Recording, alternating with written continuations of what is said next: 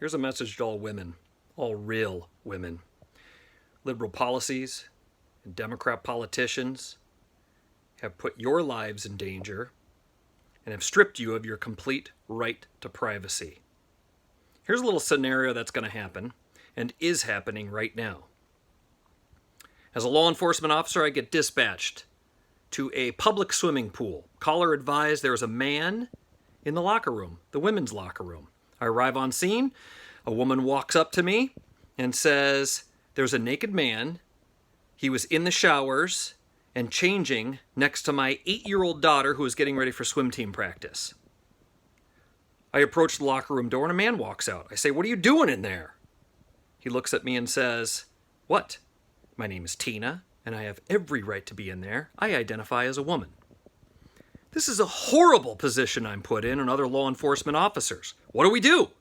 Nothing would make me happier than slapping a lewd and lascivious behavior or an indecent exposure on this individual, but I can't. I don't want to be investigated, suspended, or fired. It's a horrible position that we are currently in, and it's liberals and Democrats to blame. Here's a little question or a little scenario that they can't answer. They refuse to answer. Liberals, Democrats, what are you going to do? How are you going to prevent sexual predators or perverts from using the excuse as, I'm a woman, only to gain access to their victims? You just made it a lot easier for that to happen.